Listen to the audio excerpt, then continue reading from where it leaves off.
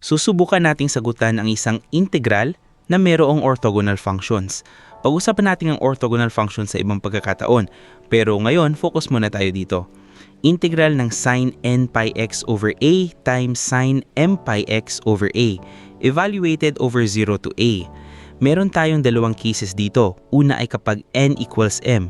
Kapag ganito, ang ating integral ay mas magiging simple.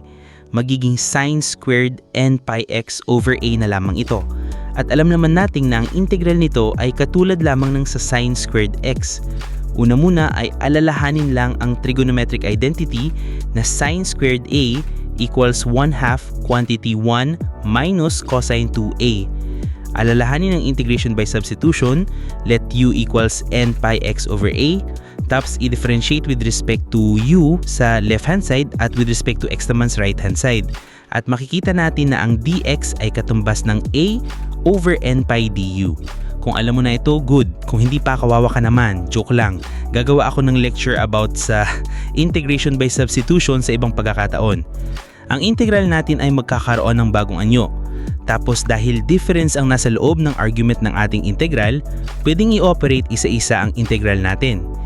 A over n pi, integral of du over 2, minus a over n pi, integral of cosine 2u du. Sa first term, ang integral ng du ay u, tapos i-multiply lang ang nasa labas ng integral at ang denominator na 2. Sa pangalawang term naman, ang integral ng cosine 2u du ay 1/2 sin u lamang. Tapos ipapasok natin ang value ng u based sa ating substitution, kaya ang kalalabasan ay a over 2n pi quantity n pi x over a minus a over n pi quantity sin 2n pi x over a. Lahat ay evaluated from 0 to a. At sa final step, isubstitute lang ang a sa x, tapos isubstitute naman ng 0 sa x at kunin ang difference.